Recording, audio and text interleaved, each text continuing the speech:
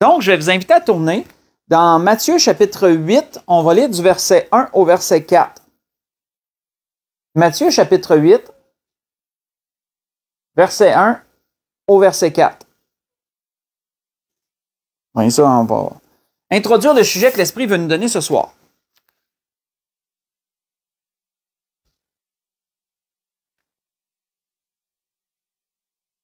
Donc, il est dit, lorsque Jésus descendit de la montagne, une grande foule le suivit. Et voici, un lépreux s'étant approché, se prosterna devant lui et dit, « Seigneur, si tu le veux, tu peux me rendre pur. » Et Jésus étendit la main, le toucha, et dit, « Je le veux, sois pur. » Et aussitôt il fut purifié de sa lèpre. Puis Jésus lui dit, « Garde-toi d'en parler à personne, mais va te montrer au sacrificateur et présente l'offrande que Moïse a prescrite, afin que cela leur serve de témoignage. » On va arrêter ici.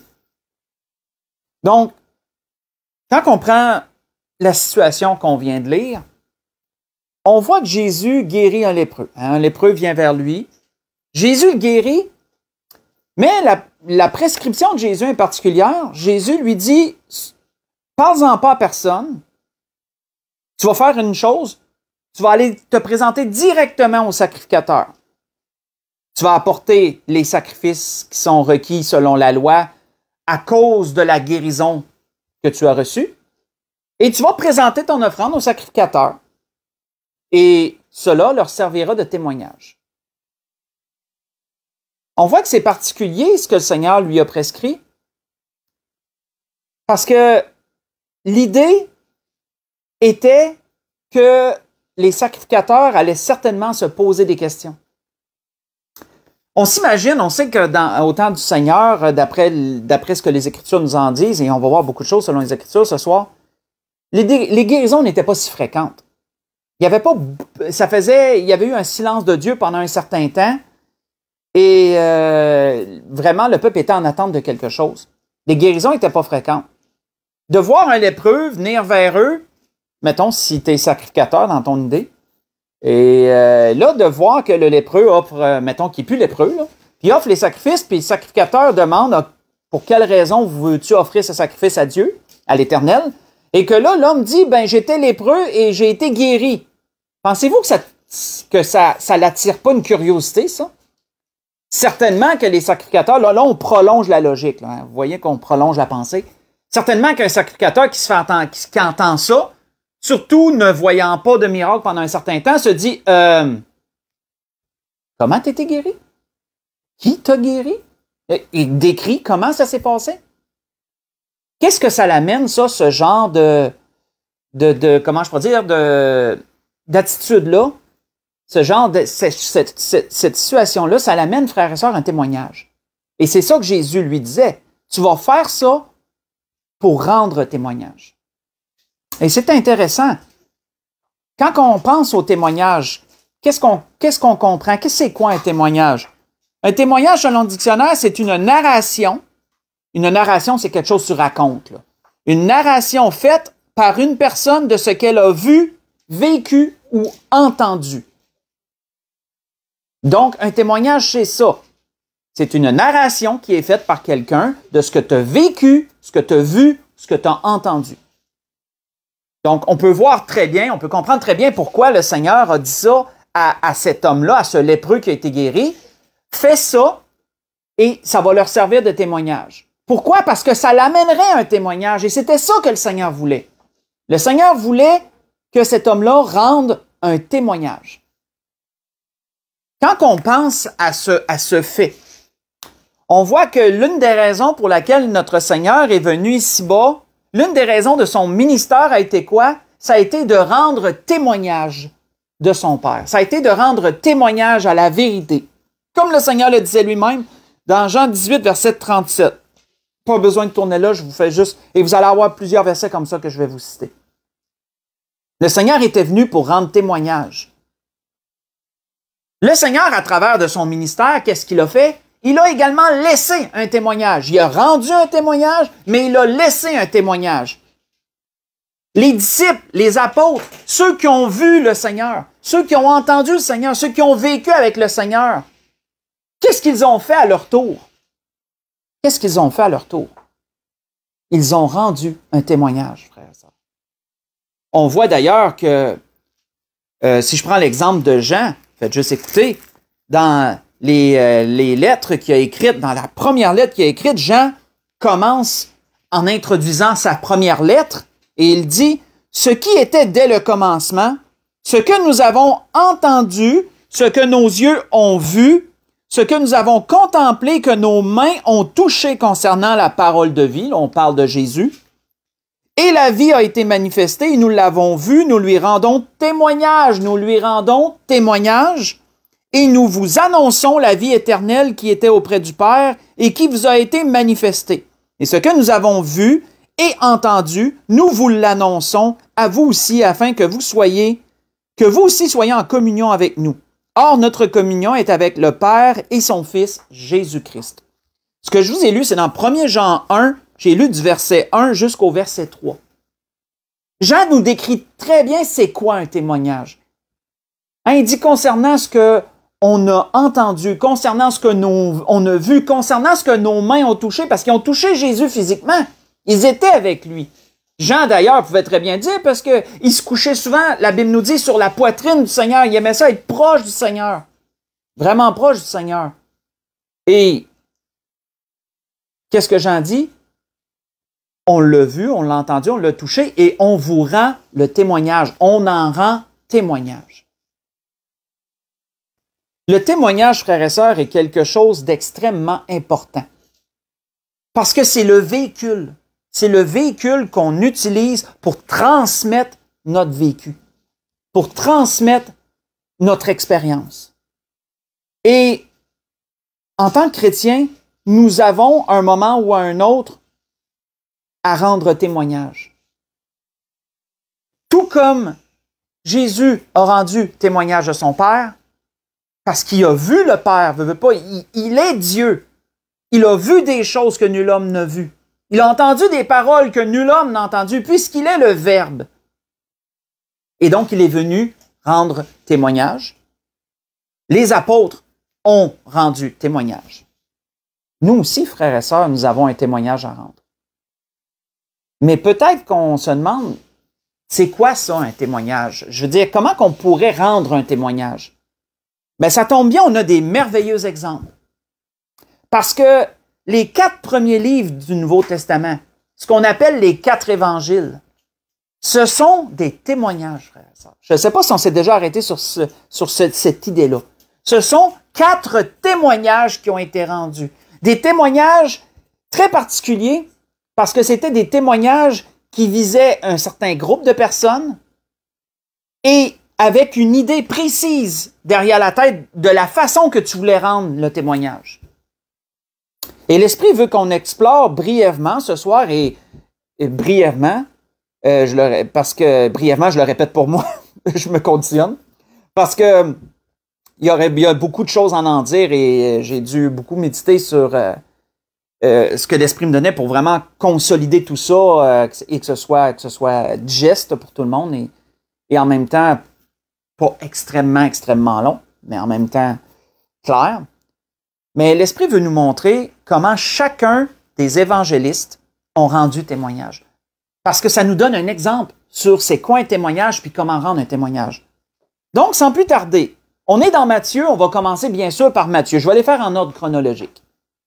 Quand on regarde Matthieu, comment a-t-il voulu rendre son témoignage? Et ça nous aide en même temps, frères et sœurs. Moi, je trouvais ça vraiment... personnellement, j'aime beaucoup ce genre d'études-là. On peut le considérer comme une étude, vous allez voir, parce que ça nous aide à comprendre les évangiles. Tu sais, parfois, on lit les évangiles, simplement, on va lire Matthieu, on va lire Marc, Luc, Jean, mais on ne s'arrête pas sur des petites technicalités, des petites choses qui nous démontrent une ligne de pensée, qui nous démontrent vraiment qu'est-ce que l'auteur avait en vue. Et l'Esprit veut nous exposer ça. Ce soir, j'ai trouvé ça très intéressant quand l'Esprit m'a montré ces choses. On reculons dans Matthieu chapitre 2. Voyons comment Matthieu, lui, a voulu rendre son témoignage. Comment Matthieu a voulu rendre son témoignage? Dans Matthieu chapitre 2, et pendant que vous y tournez, je vais présenter brièvement l'auteur du livre, Matthieu. comme vous savez, Matthieu, comme vous savez pour la plupart, Matthieu était ce qu'on appelle un publicain. C'était un juif qui travaillait à la solde des Romains pour prélever les impôts. C'est un publicain converti. Parce que c'est un publicain qui un jour a été interpellé par Jésus. Et Jésus lui a démontré l'attention que les Juifs ne lui démontraient pas. Parce que les publicains n'étaient pas aimés des Juifs. Puis justement, ils étaient considérés comme des traîtres à la nation juive. Parce qu'ils travaillaient pour les Romains, ils travaillaient pour l'ennemi, pour l'envahisseur. Et donc, les publicains, ils étaient rejetés de la part des Juifs en général. Mais Jésus n'avait pas rejeté Matthieu, qui était appelé autrefois Lévi. Non, au contraire, il l'avait appelé. Il l'avait appelé à le suivre. Et ça a changé la vie de Matthieu. Et Matthieu a décidé de rendre son témoignage un jour. Et c'est l'Évangile selon Matthieu, son témoignage. Quand on lit dans Matthieu chapitre 2, si on lit à partir du verset 1 au verset 6, on peut voir quand il présente la jeunesse de Jésus, quand il annonce la naissance de Jésus, il présente comment la naissance de Jésus a été annoncée. On peut voir déjà comment il va présenter Jésus, comment il va développer son témoignage. On voit qu'il est dit dans le chapitre 2, verset 1, si on lit à partir du verset 1, il est dit « Jésus étant né à Bethléem, en Judée, au temps du roi Hérode, voici des mages d'Orient arrivèrent à Jérusalem et dirent « Où est le roi des Juifs? » Notez ça. Où est le roi des Juifs? On va revenir sur ça. Où est le roi des Juifs qui vient de naître? Car nous avons vu son étoile en Orient et nous sommes venus pour l'adorer. Le roi Hérode, ayant appris cela, fut troublé et toute Jérusalem avec lui. Il assembla tous les principaux sacrificateurs et les scribes du peuple et il s'informa auprès d'eux du lieu où le Christ devait naître. Et ils lui dirent à Bethléem en Judée, car voici ce qui a été écrit par le prophète. Et toi, Bethléem, terre de Juda, tu n'es certes pas la moindre d'entre les principales villes de Juda, car de toi sortira un chef qui paîtra Israël, mon peuple. On va arrêter ici.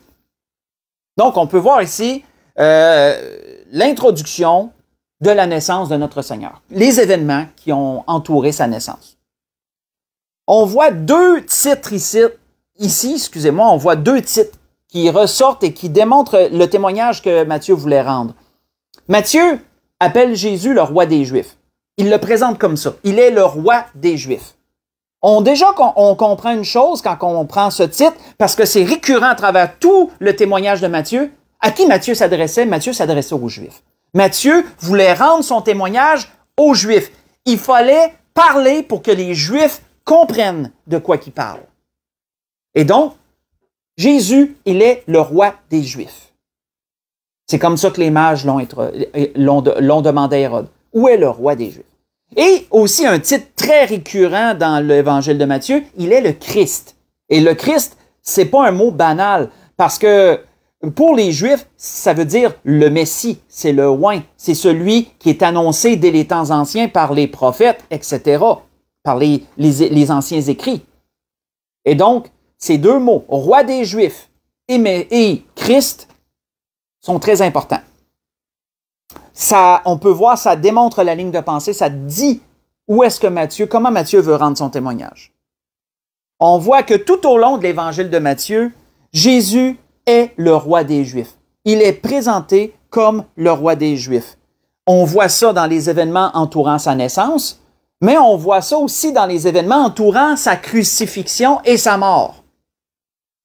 On voit que, si vous voulez lire pendant la semaine, et je vais vous donner, comme je vous ai dit, plusieurs versets comme ça, dans Matthieu 27, verset 11 et verset 37, moi j'y tournerai pas, mais vous allez voir que lorsque Pilate a parlé avec Jésus, Pilate lui a demandé, « Es-tu le roi des Juifs? » Matthieu l'a amené comme ça, parce que souvenons-nous, c'était aux Juifs qui voulaient rendre le témoignage. Et il voulait dire aux Juifs que Jésus était leur roi à eux. Il est le roi des Juifs. Donc Pilate demande à Jésus, « Es-tu le roi des Juifs? » Et plus tard, lorsque Jésus est crucifié, c'est Matthieu aussi qui nous répertorie que au-dessus de la croix du Seigneur, il y avait parfois des inscriptions pour dire un peu la raison que la personne était crucifiée, était condamnée.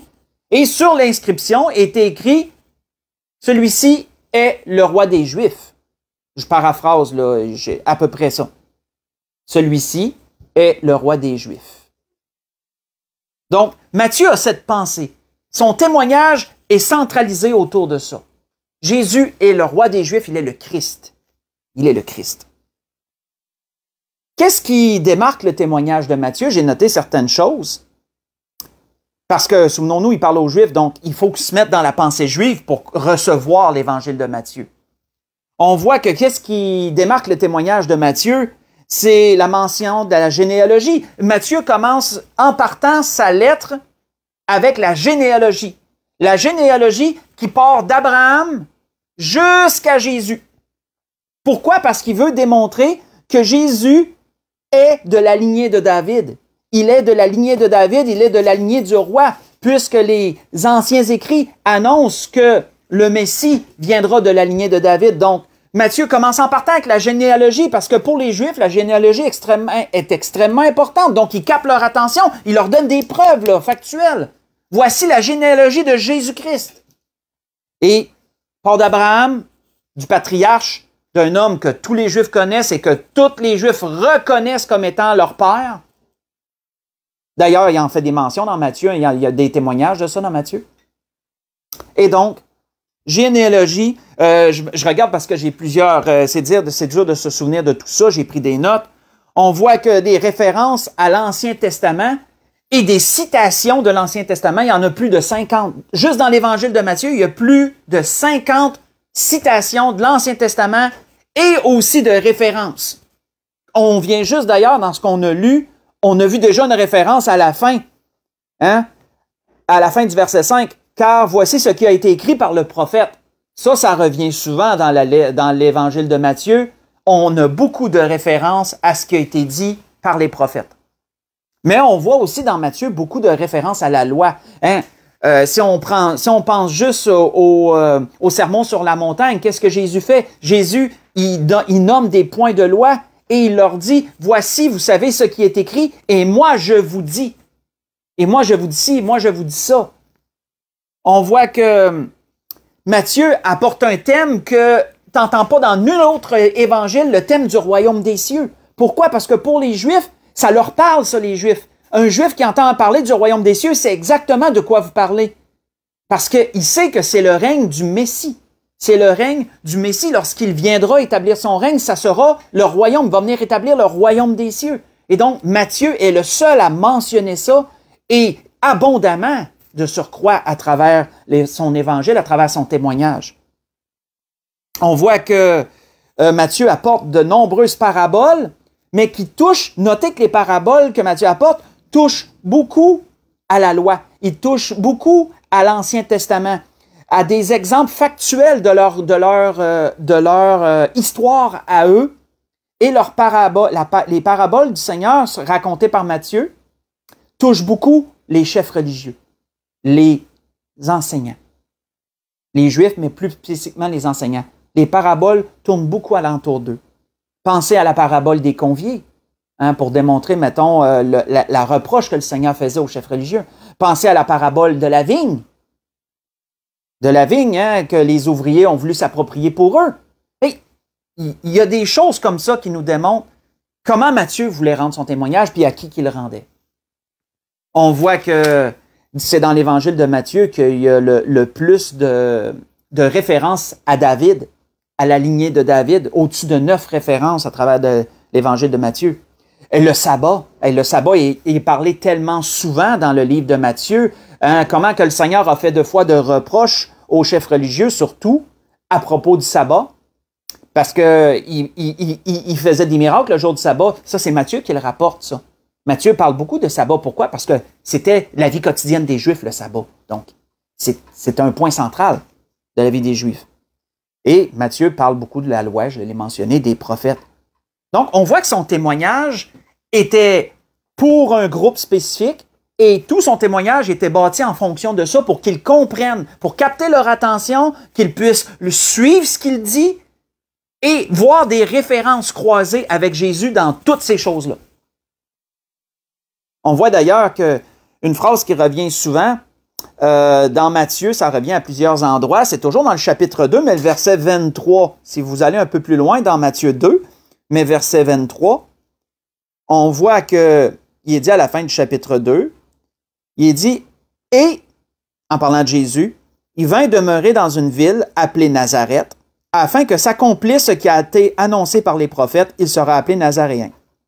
Afin que s'accomplisse ce qui a été annoncé par les prophètes. Remarquez cette phrase et vous la retrouvez énormément dans l'Évangile de Matthieu, parce que c'est toujours des références. C'est pour que le juif puisse comprendre que Jésus a été annoncé d'avance, c'était lui qui était annoncé d'avance. Donc, quand on regarde ça, avec toute son histoire, avec toute la richesse de l'histoire que Matthieu a apportée, avec toutes ces notes historiques, ces notes théologiques à propos de la loi, de la Torah, etc., Matthieu était vraiment, comment je pourrais dire, son témoignage était le mieux adapté pour les Juifs. Les Juifs pouvaient comprendre ce témoignage-là. Ils pouvaient le recevoir. Ça leur parlait. Ça pouvait leur parler. Maintenant, voyons Marc. Voyons Marc. Dans Marc chapitre 10, on voit cela. Marc chapitre 10. Marc est un autre témoignage. Marc n'est pas un disciple, un apôtre directement de Jésus, du cercle fermé, si je peux le dire comme ça, contrairement à Matthieu, qui était vraiment un des 12, qu'on appelle un des 12. Marc, lui, c'est un autre disciple qui s'est greffé. Marc est, juste pour vous présenter, pendant que vous tournez dans Marc 10, Marc, lui, est le cousin de Barnabas, a été un des collaborateurs de Paul, puis a été quelqu'un que Pierre a amené au Seigneur. C'est Pierre qui a amené à la conversion Marc. Pierre l'appelle d'ailleurs son fils, mais il ne faut pas se mélanger. C'est comme un peu aussi Paul quand il appelait certaines personnes ses enfants. C'était pour démontrer que c'était lui leur père spirituel, c'était lui qui les avait amenés à Christ. Et Pierre utilise la même image envers Marc. Donc Marc est un disciple qui s'est greffé par après. Mais Marc, lui aussi, avait un témoignage à apporter. Et à qui Marc voulait apporter son témoignage? Marc voulait apporter son témoignage, lui, aux Romains. Et on va voir que apporter son témoignage aux Romains ne pouvait pas être pareil comme apporter son témoignage aux Juifs. C'était pas le même langage, c'était pas le même genre d'exemple. Il fallait vraiment comprendre la mécanique psychologique romaine pour amener un témoignage aux Romains. Dans Marc chapitre 10, si on lit à partir du verset 42 au verset 45, voyons comment Marc lui présente Jésus dans son témoignage. Donc, dans Marc chapitre 10, verset 42 au verset 45. On voit qu'à travers d'une situation, il est dit, Jésus les appela en parlant de ses disciples et leur dit, vous savez que ceux qu'on regarde comme les chefs des nations les tyrannisent et que les grands les dominent. Hein, déjà, ça décrivait bien l'Empire romain, ça. Un empire qui tyrannise et domine. Il n'en sera pas de même au milieu de vous. Mais quiconque veut être grand parmi vous, qu'il soit votre serviteur. Et quiconque veut être le premier parmi vous, qu'il soit l'esclave de tous. Car le Fils de l'homme est venu, non pour être servi, mais pour servir et donner sa vie comme la rançon de beaucoup. Jésus était présenté par Marc d'une façon différente que Matthieu. On voit que Jésus a été présenté, lui, par Marc. Marc a présenté Jésus, excusez-moi, comme étant le Fils de Dieu. Fils de l'homme, Fils de Dieu. Marc, lui, voulait démontrer que Jésus était le Fils de Dieu, qui avait donné sa vie, qui était venu servir pour une cause qui était beaucoup plus grande, qui était une cause qui était beaucoup plus grande que lui-même. Ça, les Romains, ça leur parlait. Parce que déjà là, les Romains, question serviteur, connaissaient ça. Mais les Romains, comment je pourrais dire, les Romains n'étaient pas des gens qui servaient, c'était des gens qui se faisaient servir. Donc, on peut voir en même temps une touche un peu de contrariété par rapport à leur mode de pensée.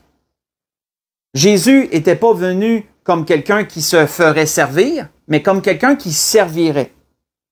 Jésus est le Fils de Dieu qui est venu donner sa vie pour un idéal beaucoup plus grand. le salut de l'humanité. Ça, les Romains, ça leur parlait, frères et sœurs, parce que les Romains, les Romains se faisaient beaucoup, comment je pourrais dire, la propagande, autrement dit, romaine, était beaucoup alentour de l'Empire. Hein. L'Empire, c'était l'idéal. L'Empire romain était l'idéal. C'était le monde à conserver absolument, le monde pour lequel travailler. C'était considéré comme le plus grand empire de la Terre à son époque. Et la propagande romaine tournait alentour de ce fait-là. Quand vous faites partie de l'Empire romain, vous travaillez pour l'Empire romain, pour la gloire de Rome. Et donc, les soldats étaient enseignés à donner leur vie pour la gloire de Rome, pour l'Empire romain. C'était l'idéal le plus élevé. Et Marc apporte son témoignage aux Romains de cette même façon-là, en leur disant, Jésus, c'est pas n'importe qui, c'est le Fils de Dieu. C'est le Fils de Dieu, et on sait que les Romains adoraient plusieurs dieux. Donc, déjà là, il y avait un lien avec Dieu. C'est le Fils de Dieu qui est venu donner sa vie pour un idéal beaucoup plus grand que lui. Mais encore plus. On voit que ce point central que Jésus est le Fils de Dieu, qu'il est un serviteur venu pour servir, Marc l'a développé à travers son évangile, son témoignage, mais aussi à travers la crucifixion du Seigneur. Et ça, c'est particulier parce que, comme on l'a vu tantôt, Matthieu, lui, lorsque Pilate s'est adressé à Jésus, Pilate lui a demandé « Es-tu le roi des Juifs? » Ça, c'est selon Matthieu. Mais selon Marc, Pilate a demandé à Jésus « Es-tu le Fils de Dieu? » Vous pouvez aller vérifier, si vous voulez, dans Marc 14, versets 61 et 62. Et lorsque Jésus est mort à la croix, le centenier qui était en bas, qui gardait, qui le surveillait, lorsqu'il a vu le tremblement de terre, l'éclipse solaire, le tremblement de terre et tout, qu'est-ce que le centenier a rendu comme témoignage? Certainement, celui-ci est le Fils de Dieu. Vous voyez ça dans Marc 15, verset 39. Donc, Marc développe son témoignage comme ça. Jésus, c'est le Fils de Dieu. Et ça, c'est à travers l'évangile de Marc.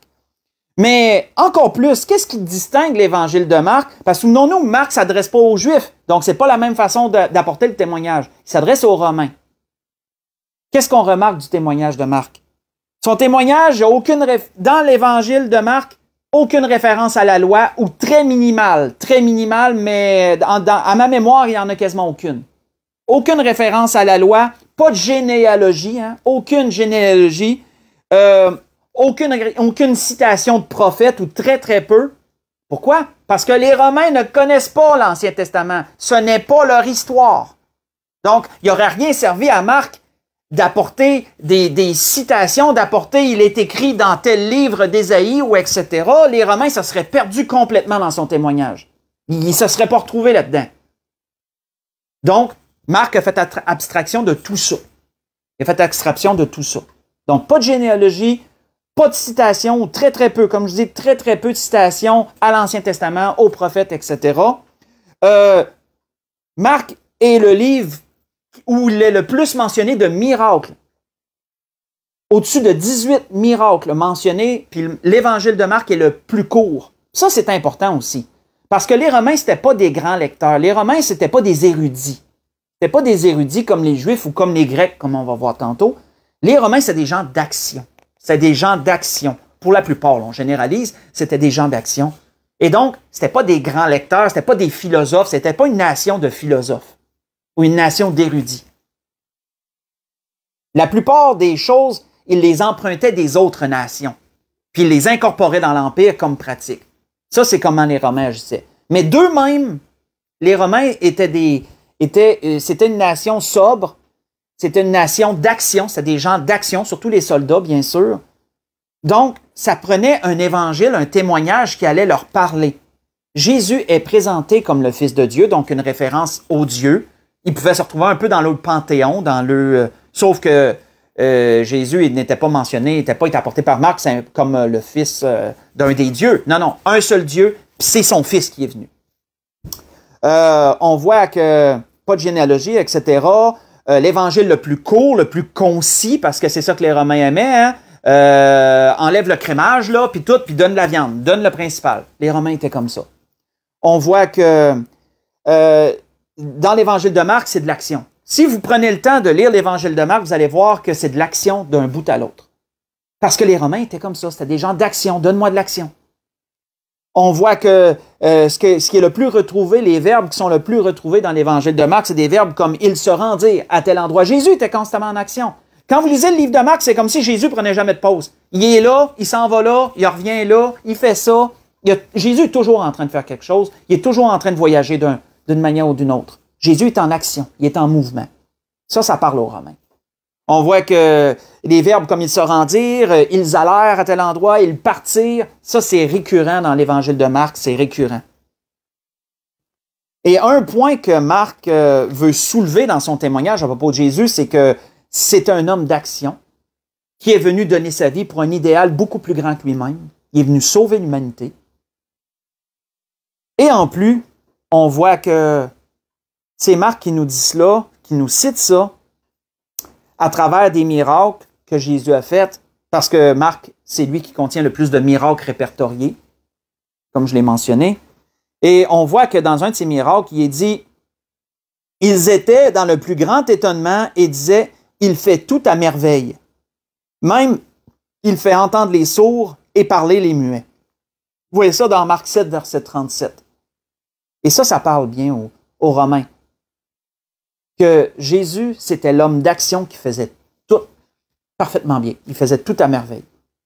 Ça parlait aux Romains. C'était le témoignage à rendre aux Romains. Et quand on pense à ça, le témoignage de Marc était le meilleur. C'était le meilleur témoignage avec des exemples sur la servitude, comment que Jésus était venu pour servir. La servitude, ils connaissaient ça quand même, les Romains. Le don de soi, le don de soi pour une cause plus grande, etc. Donc, deuxième témoignage. Comme vous voyez, pas du tout pareil comme le témoignage de Matthieu. Ça n'aurait pas pu. Il ne se serait pas retrouvé. Un autre témoignage de Luc. Le témoignage de Luc. Si on lit dans Luc chapitre 1. Évangile selon Luc chapitre 1. Luc aussi a voulu rendre un témoignage. Et Luc aussi ciblait un groupe de gens en particulier.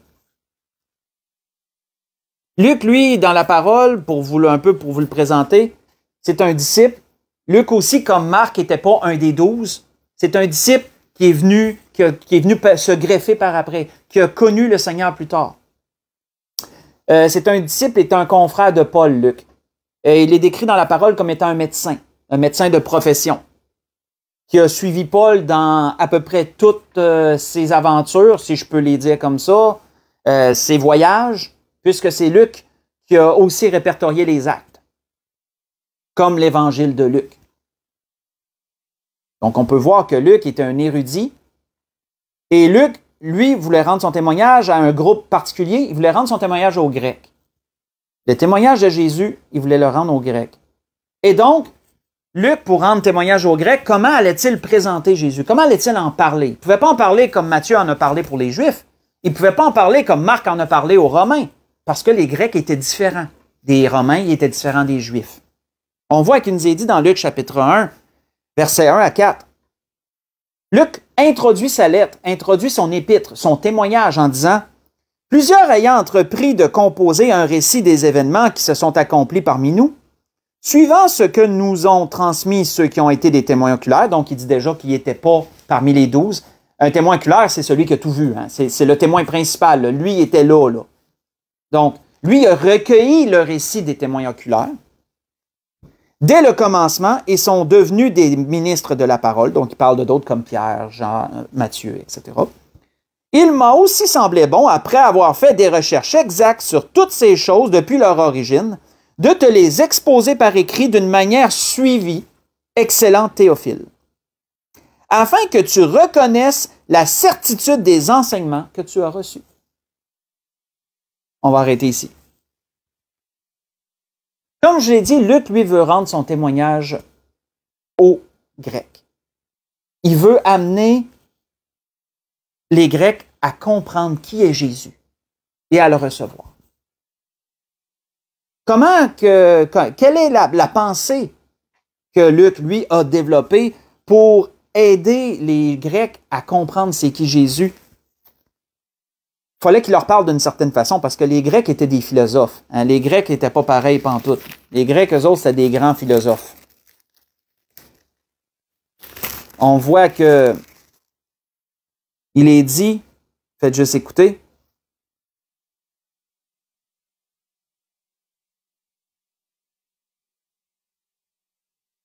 dans la conversion de Zachée,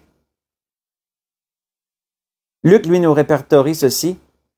Zachée dit, « Voici, Seigneur, après que Jésus l'ait abordé, après Jésus s'est allé vers lui, « Voici, Seigneur, je donne aux pauvres la moitié de mes biens.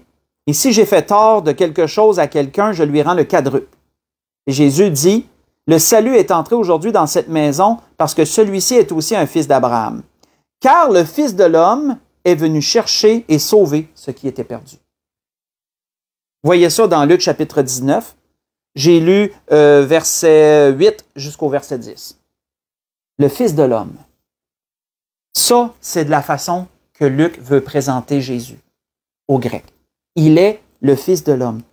Luc, lui, il se concentre sur l'humanité de Jésus. Il se concentre sur sa vie charnelle. Luc, oui, il fait mention que Jésus vient de Dieu. Oui. Mais il se concentre, il met l'emphase sur le fait que Jésus était un homme. Il était un homme semblable à nous. Mais plus qu'un homme. Il met de l'emphase sur le fait que Jésus était un homme qui représentait l'idéal humain. Jésus représentait l'idéal humain. Tout ce qu'un humain devait être, Jésus l'incarnait, en d'autres mots. Parce que les Grecs étaient des philosophes, comme je l'ai mentionné, des gens qui étaient en quête de sagesse. C'est ça que l'apôtre Paul nous dit, hein, que dans 1 Corinthiens 1, je paraphrase, je vais de mémoire, hein, que chacun cherchait quelque chose, les Juifs cherchaient quelque chose et les Grecs cherchent la sagesse. Hein. Les Juifs regardent à la loi, les Grecs cherchent la sagesse. Scandale pour les uns, folie pour les autres, Jésus, mais puissance de Dieu pour quiconque croit. Donc, les Grecs, eux autres, cherchent la sagesse. Les Grecs veulent comprendre comment je pourrais dire, les raisons de la vie. Les raisons de la vie. Et donc, c'est pour ça qu'ils ont beaucoup de philosophes. Hein, Aristote, Apollo, ils ont énormément de philosophes différents. Aristote, etc. Là, je ne vais pas me perdre à essayer de toutes les énumérer. Là. Mais les Grecs étaient des philosophes, c'était des érudits, c'était des gens qui étudiaient beaucoup, qui pouvaient lire énormément, on généralise. Là. Et donc, c'est pour ça que Luc, lui, quand il leur présente le témoignage, lui, il leur présente quelque chose avec énormément de recherche, énormément de détails, et d'une manière suivie, hein, et d'une manière très chronologique, très suivie, pour que les Grecs, parce que les Grecs, c'était ça qu'ils recherchaient. On voit que Luc présente Jésus comme étant le Fils de l'homme. C'est Dieu dans un corps de chair. Quand on regarde l'évangile de Luc, ce qui ressort de son témoignage par rapport au témoignage des autres, ce qui ressort de son témoignage, c'est une généalogie aussi. Hein? Il ne commence pas son livre avec une généalogie, mais à partir du chapitre 3, par exemple, il parle d'une généalogie. Et la généalogie, selon Luc, elle est particulière parce que il part de Jésus, puis il va jusqu'à Dieu, en passant par Adam. Donc, il démontre quoi? Il démontre que Jésus vient de Dieu, mais que, comment je pourrais dire, n'importe qui peut se retrouver à travers Jésus d'un certain sens. Jésus vient de Dieu, il a passé à travers toute une lignée, mais c'est un homme. Il est incarné dans un corps d'homme. Et ça, on peut voir que cette façon-là d'apporter la généalogie est particulière parce que même Paul, dans les Actes chapitre 17, pas besoin d'y tourner, vous pourrez le prendre en note si vous le désirez, Actes chapitre 17, versets 28 et 29, Paul rend son témoignage aux Athéniens qui étaient des Grecs, il leur parle des mêmes choses. Il leur parle, selon leur philosophe, en parlant de Dieu, de lui, nous sommes la race. Ça parlait aux Grecs, ça. Ça parlait aux Grecs. Que tout le monde vient de Dieu. Tout être humain vient de Dieu. C'était ça que Luc voulait présenter à travers la généalogie et comment il a mentionné Jésus et tout. Tous les hommes viennent de Dieu, dont Jésus. Jésus également. On voit que Luc, lui aussi, abondance de paraboles. Il y a énormément de paraboles dans le témoignage de Luc. Mais si vous remarquez, et ça j'ai vraiment pas allumé jusqu'à temps que l'Esprit me pointe ça, la plupart des paraboles parlent de bonté. La plupart des paraboles, selon Luc, nous parlent de l'idéal humain. Hein? Un humain qui est dans l'amour. Jésus était un humain dans l'amour. Jésus, c'était un humain qui était miséricordieux. Jésus était un humain qui avait le cœur sur la main, qui aidait, etc. Pensez aux paraboles comme le bon samaritain. Hein? C'est pas dans Matthieu que vous trouvez la parabole du bon samaritain, c'est dans Luc. Pensez au fils perdu. Hein? Comment c'est des paraboles qui viennent te chercher au cœur parce que ça démontre tellement de bonté, la miséricorde, etc. Mais c'était au grec. Luc a amené ces témoignages-là de Jésus aux Grecs parce que les Grecs, ça leur parlait, ça. Ça pouvait leur parler, ça. On voit que dans Luc 15, si vous voulez lire Luc 15, vous voyez déjà 3 belles paraboles juste dans Luc 15. Puis notez que ça tourne toujours alentour de l'idéal humain, ça tourne toujours alentour de la bonté, de ci, de ça. Hein, les brebis perdues. Hein? Jésus, qu'est-ce qui est? Jésus, c'est le berger qui va laisser les 99 là pour aller chercher la brebis perdue. Tellement attentionné. Ça parle au grec, ça. On voit que Luc apporte beaucoup de détails. Luc, c'est un homme qui apporte énormément de détails, surtout sur la vie, la jeunesse de Jésus. C'est le seul à parler de la jeunesse de Jésus. Puis sa sagesse aussi, hein, comment même dans sa jeunesse, Jésus étonnait les scribes, il étonnait les sacrificateurs, à ceux à qui il avait parlé lorsqu'il était resté à Jérusalem à cause de sa sagesse. Ça parle au grec, ça. Jésus, c'est un érudit, c'est un homme sage. Il n'y en a pas plus sage. C'est le Fils de l'homme. C'est quelque chose quand même quand on comprend toutes ces choses-là. Et c'est comme ça que Luc nous présente Jésus dans son témoignage. Et même jusqu'à la fin, Jésus est celui qui représente l'idéal humain. C'est quoi la dernière chose que Jésus a faite selon le témoignage de Luc? La dernière chose que Jésus a fait avant de mourir? Faites juste écouter. L'un des malfaiteurs crucifiés l'injuriait, disant « N'es-tu pas le Christ? Sauve-toi toi-même et sauve-nous. » Mais l'autre le reprenait et disait « Ne crains-tu pas Dieu, toi qui subis la même condamnation? Pour nous, ce n'est que c'est justice, car nous recevons ce qu'ont mérité nos crimes, mais celui-ci n'a rien fait de mal. » Et il dit à Jésus « Souviens-toi de moi quand tu viendras dans ton règne. » Et Jésus lui répondit « Je te le dis en vérité, aujourd'hui tu seras avec moi dans le paradis. » C'est ensuite que Jésus est mort.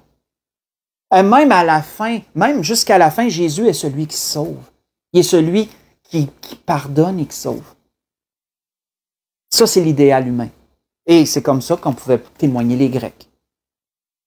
Quand on regarde avec ces descriptions abondantes, Luc nous démontre un Jésus venu en chair, le Fils de l'homme, qui est venu pour montrer la voie aux hommes. Il est venu pour montrer aux hommes comment vivre.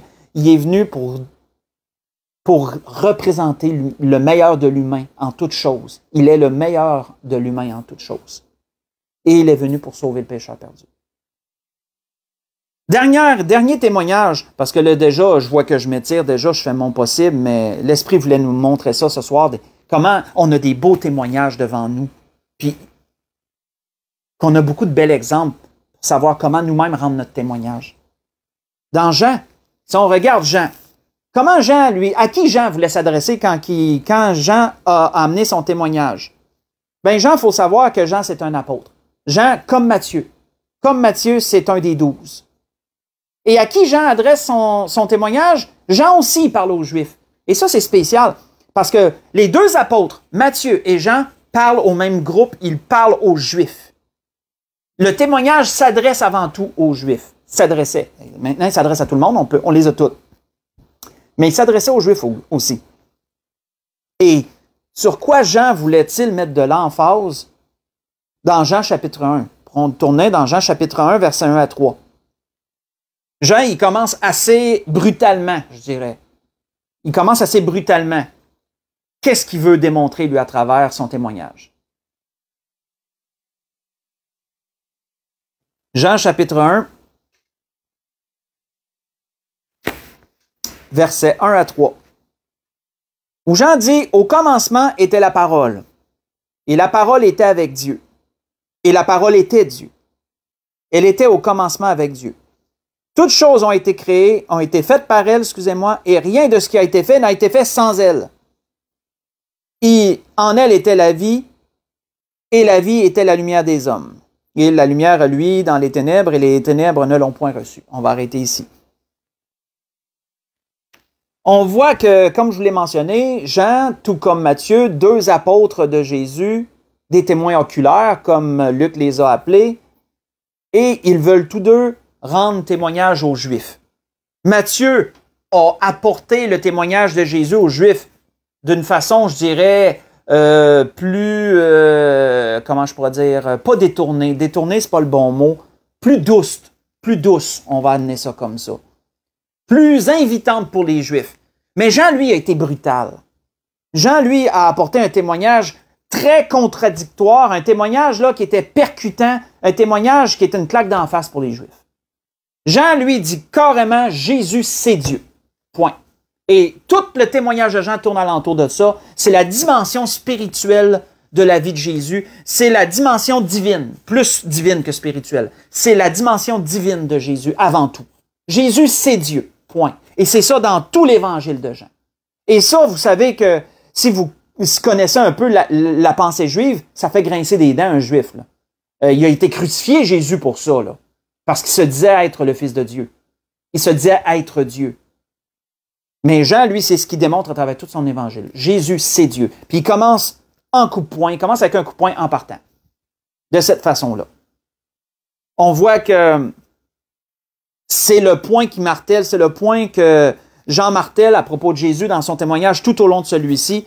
On voit d'ailleurs qu'un des points percutants, mais pas mal tout est percutant dans l'évangile de Jean, sur ce point-là, là, on voit que Jean cite certaines paroles de Jésus, et Jésus dit à des Juifs, là, « Mes brebis entendent ma voix, je les connais et elles me suivent.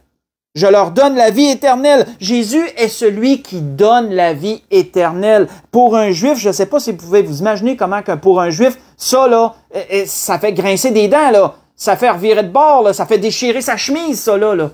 Jésus prétendait être le détenteur de la vie éternelle. C'est moi qui donne la vie. Et il a raison de le prétendre, bien sûr. Il est Dieu. Mais Jean, lui, son témoignage est sans détour. Jésus, c'est Dieu. Et c'est lui qui donne la vie, et c'est le seul par qui tu peux avoir la vie d'ailleurs. On voit qu'il dit, « Je leur donne la vie éternelle, et elles ne périront jamais. Personne ne les ravira de ma main.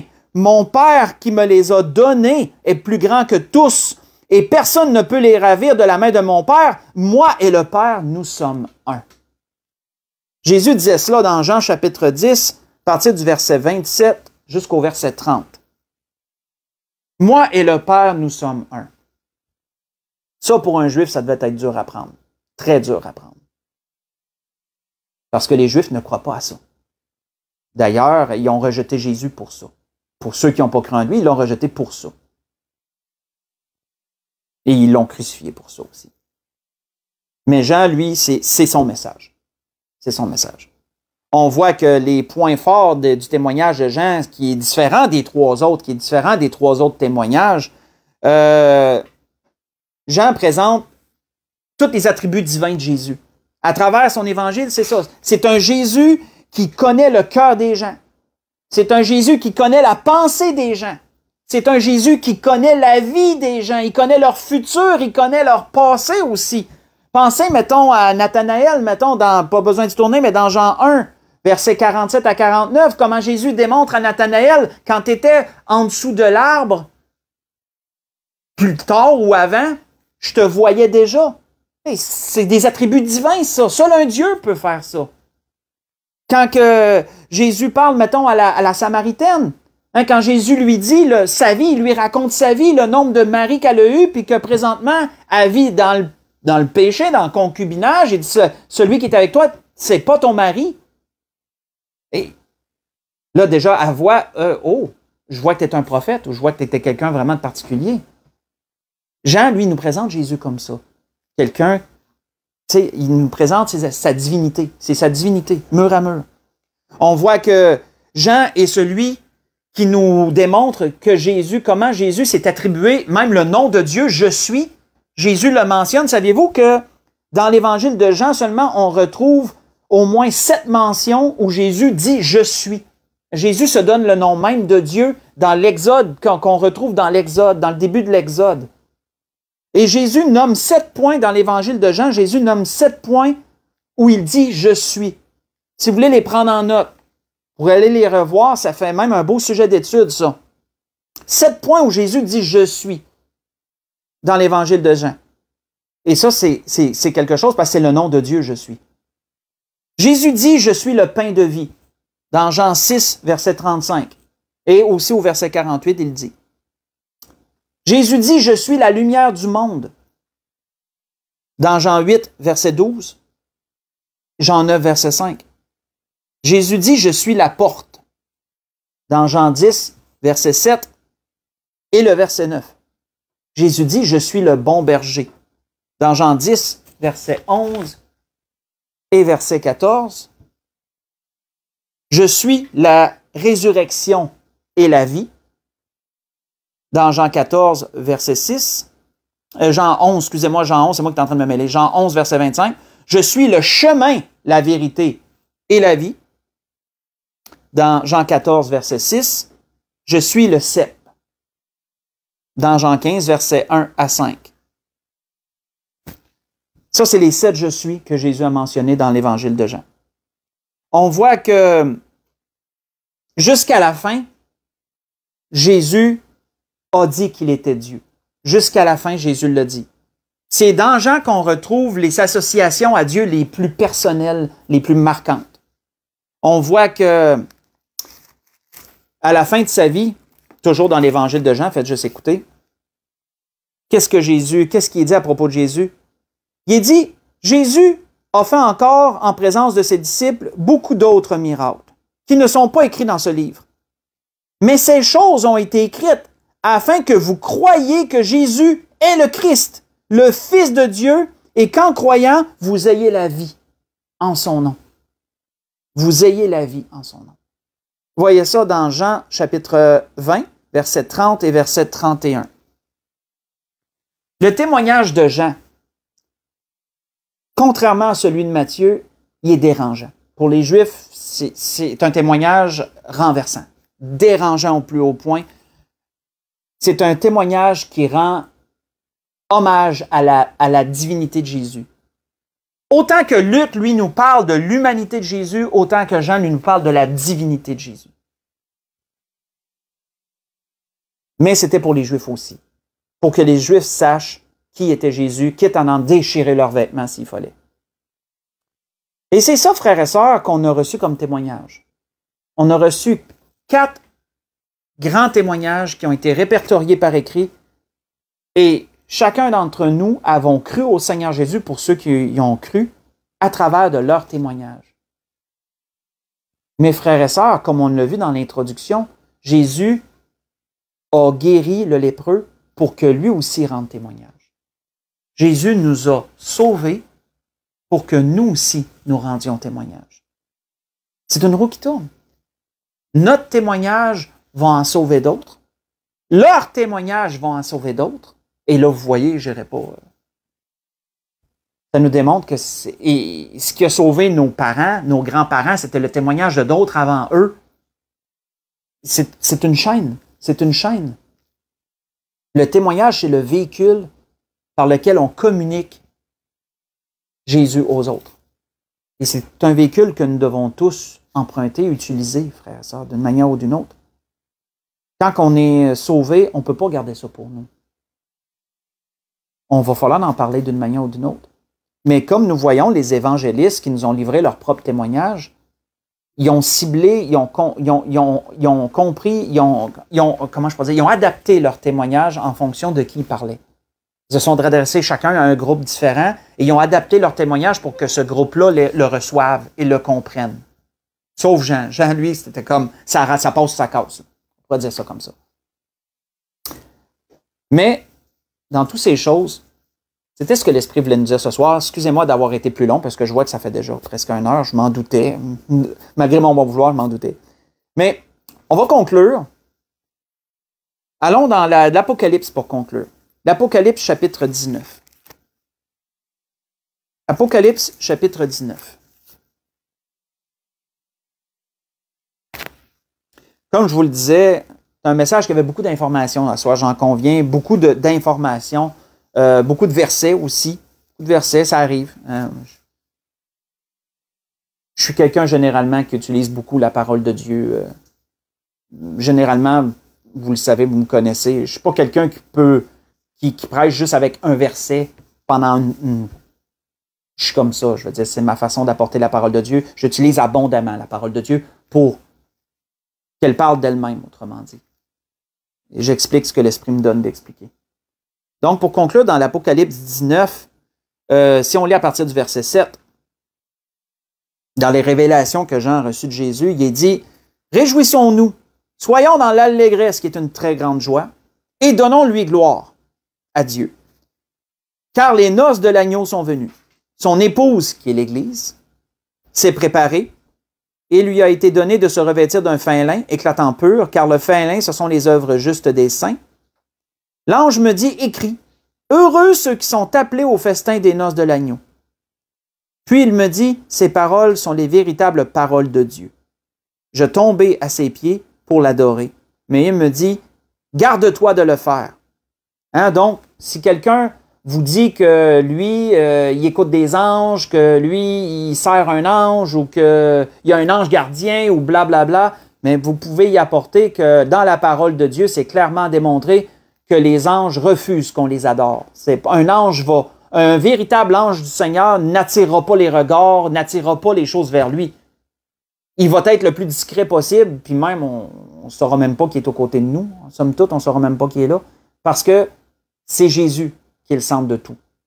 C'est Jésus qui est le centre de tout. Donc, l'ange dit à Jean, garde-toi de m'adorer, hein, garde-toi de le faire. Je suis ton compagnon de service. Les anges, ce sont des compagnons. Ce sont des gens qui nous aident, qui nous accompagnent, on pourrait dire. Mais ce n'est pas des maîtres et on n'a pas à leur rendre un culte, à leur rendre une prière ou peu importe. Donc, garde-toi de le faire. Je suis ton compagnon de service et celui de tes frères qui ont le témoignage de Jésus. Je suis ton compagnon de service et celui de tes frères qui ont le témoignage de Jésus. Adore Dieu, car le témoignage de Jésus est l'esprit de la prophétie. Frères et sœurs, si vous avez Jésus-Christ comme Sauveur et Seigneur, vous avez tous le témoignage de Jésus. Vous portez tous le témoignage de Jésus en vous. Puissions-nous, frères et sœurs, surtout dans les temps où on est rendu, où l'être humain a désespérément besoin d'entendre le salut, d'entendre la bonne nouvelle de Jésus-Christ, puissions-nous extérioriser ce témoignage. Prions le Seigneur qui nous donne les occasions de parler et de rendre ce témoignage-là. Puis si on se demande comment rendre un témoignage, prenez ce que l'Esprit nous a donné ce soir à propos des évangiles. Comment eux ont rendu leur témoignage. Certainement qu'on n'aura pas l'éloquence de ces 4 hommes-là, puis d'abondance, autant d'abondance d'exemples, mais on a leur témoignage pour s'appuyer. On a leur témoignage pour s'appuyer. Et on a notre propre vécu. Qu'est-ce que nous, on a vécu? Comment que le Seigneur est venu nous chercher? Comment le Seigneur nous a parlé? Quelle était notre vie passée et notre vie maintenant? Qu'est-ce qui est venu nous chercher, nous? Le Seigneur est venu nous chercher d'une façon différente, puis on a tous un témoignage à rendre, comme le lépreux qui est allé offrir son offrande, puis qui a rendu témoignage certainement, parce que ça a certainement touché les sacrificateurs. Et donc, c'était ça que l'Esprit voulait nous donner. Ce soir, je ne m'éterniserai pas plus longtemps, vu que je sais que ça fait déjà longtemps que je parle. Dans toutes ces choses, je voudrais vous souhaiter à tous et à toutes un bon restant de semaine, que le Seigneur vous bénisse, qu'il vous dirige en toutes choses, et que prions le Seigneur d'avoir une langue pour témoigner, et parce qu'on a tout quelque chose de bon à dire. Si on est sauvé, on a tout un témoignage à rendre, on a tout quelque chose, on a toute une saveur différente à amener Jésus, une façon différente de l'amener, une saveur différente à donner. Et certainement qu'on saura toucher d'autres gens qui nous entourent. C'était ce que l'Esprit voulait nous dire. Bonne soirée tout le monde, je vous aime, que le Seigneur vous bénisse.